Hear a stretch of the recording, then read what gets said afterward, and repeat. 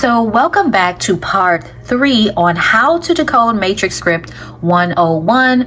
If you have not watched part 1 and 2, I highly suggest you go back to watch the full series so you can have full context of what we will be discussing here today. It is important for you to understand the basics on how to decode matrix script and the why or the reason before we get into this main part, which is talking about the main crux of the story. In order for you to understand why everything is the way that it is, why the matrix is structured, why there's even a script in the first place, it's very important for you to understand the main characters within the story or the timeline and their main reasons why they exist in such a powerful position. Okay, so understanding the basics of how all existence is frequency and light, and how all numbers, letters, and different angles are variations of different frequencies, and how they shape our reality through popular news media, television, movies, etc., is understanding that within all of this scripting within the matrix, there is one main story, and it all centers around the two witnesses of revelations. These are the two most powerful beings on planet Earth because they are the original arcs of mother and father, or the divine mother, the divine father himself, herself, or God himself, herself. Okay, she is the original Venus, Ishtar, goddess mother, queen of heaven, also depicted as Lucifer, which I will get into in another part or another video explaining and breaking down how they have flipped this particular feminine energy or this feminine deity into the devil, or trying to make her out to be Satan. And Lucifer and Satan are not even the same thing at all. Okay, so in order for you to understand the main scripting, it's important for you to understand the two witnesses and what power they represent, and why they are such a big part of the matrix scripting in the first place, and how there's this great orchestration to keep a certain timeline from happening, which is this timeline where the moon machine shuts down and overheats. It turns as red and basically turns the sun black because the outer layer comes undone. You have this great solar flash, the stars fall, the sky rolls up, and there's a great earthquake as never seen before. Okay, and the reason for that is that these two individuals are the 13 bloodline of Christ. They are the last living descendants of this genetic code of a race of individuals that precede planet Earth. They were the first ones to incarnate here, and they were integral in the creation of this realm as God the Mother, God the Father himself, herself.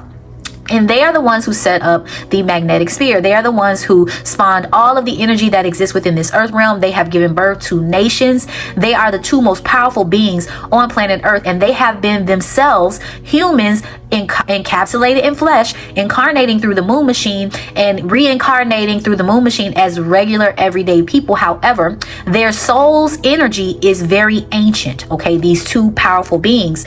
There is a very distinct reason why the Bible itself opens up with the story of Adam and Eve, and it ends with the story of the two witnesses, which is a man and a woman. Okay, and you have the story of Adam and Eve symbolically representing the start of the realm, and there's a reason why Adam is placed in the garden first and Eve is given as a helpmate, and she is a helper because she is a teacher, because she is divine mother. She is already a primordial supreme being, and in an effort to align the divine masculine with love and to get him to understand fully all of the different mechanisms of love, he had to explore what the opposite of love was, which is sin. Okay, and in order for him to get back to himself, or come Ouroboros, because right now he is just 1 degree of 360th of a circle, okay, which is the phallus. He had to do his whole Ouroboros and come full circle into himself, into his full woman and divine feminine, and bring a close by the birth of this man child in a form of redemption for the divine masculine, after having traversed through Earth School and learning everything as the Adam. Okay, he has now come full circle to himself, and he is depicted as one of the two witnesses who is going to rescue the woman clothed with the sun, and they are going to give birth to the man child who is to rule the nations with a rod of iron, because this boy has never existed within the realm. And basically he is coming in as a new photon light being. And as I said in other videos, the magnetic resonance that was created by the two polar magnets that are the north and south node of this magnetic sphere are going to come undone, because the magnetic resonance between the two magnets creates this polar vortex in the center.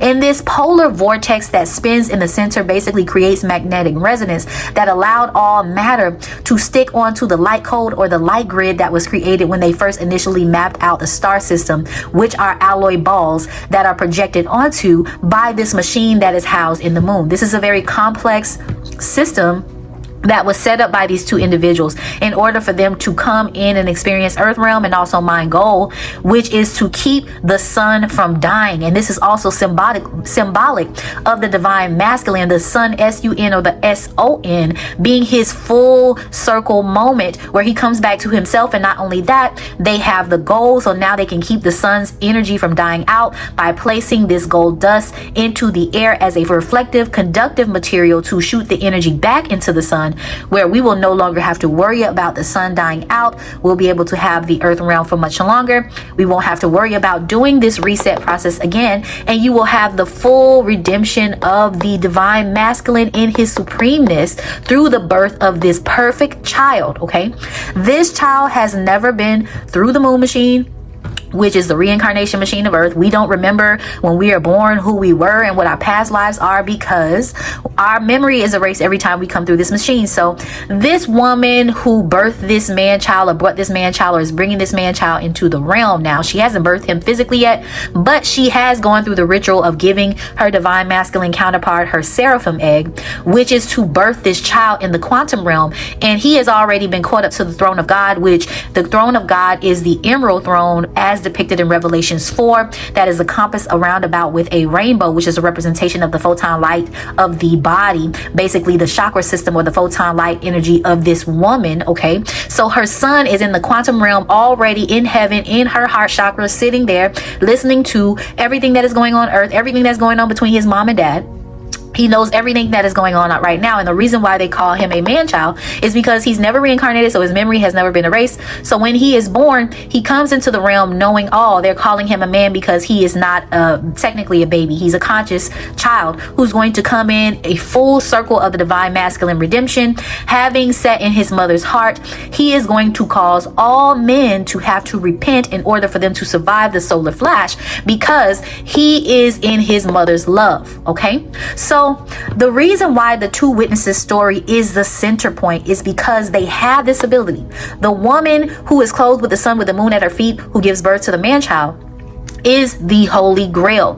The Grail meaning that she is the last living descendant of the Christ bloodline who has the genetic code or the information within her DNA, as well as the quantum birthing machine, which is a seraphim egg to give birth to a new soul or an angel. Okay, she has these abilities, and she is not like every other human on earth. She is very deeply encoded, and she has the information for everything on how the earth realm started, how everything was created. She is the grail of information, and she has all of these light codes within her DNA and can tell you how everything is going to go from start to finish. She is the Holy Grail for this purpose. This is the reason why they call her the vessel or the Grail or Mary Magdalene, and the hunt for the Grail, which is basically the alphabet wager for the search for this woman who has all of this genetic information. She is the most important part of this story. She actually is the Christ, okay, because she has all of the information. She's like the Scarlett Johansson. She is Lucy, okay? So she is the one that's going to give birth to this man child. They're extremely angry with her. And then you have the White Horse Rider, which is her masculine counterpart, who is going to rescue her, okay? And he is going to take her into the wilderness. And the reason why you can tell there's a connection between Revelations 11, where they talk about the length of their ministry, where they were preaching for 3.5 years, or 1,203 score days, which is 1,260 days. Okay, and that is also repeated here in the time frame by which she goes into the wilderness. Okay, and she is brought into the wilderness, and there was a place that was prepared for her by the White Horse Rider or her divine masculine counterpart, because they didn't want her to give birth to this child. They didn't want these two to consummate. and they didn't want this timeline to happen, which will overheat the moon machine and shut down the earth realm. So they sought to keep them apart, and of course they're making it very difficult for them to come together. So in the end, he rescues her and he takes her to a place that he has prepared for her, and in those 3.5 years they spend that time teaching everyone what's going to come in terms of this great earthquake and how you can prepare your body by basically confessing your syntax errors, becoming Mayat, or going where Ma is at, which is the heart chakra, confessing your sins and forgiving the sins of others in order for you to ascend, or for you to reset the frequency of your light body, so that when the solar flash happens, you will be an energetic match and you will have no errors within your light body. This is what the ancient Egyptians were talking about when they were talking about Mayat, and I will plug in a diagram here that explains that part a little bit more detail, because the Egyptians were actually quantum jumping through the sun portal, which is the melanin within the core of the sun. They were basically jumping through this portal to go to another realm called the field of reeds, which I will plug in here. But you're talking about being an energetic match for the sun. You're talking about these two individuals being the ones that can actually do this because they have the genetic codes. She herself is the Grail. She can birth a new man child, which his photon light energy never existed within the Earth's sphere. There is a set magnetic resonance that you cannot exceed the threshold of.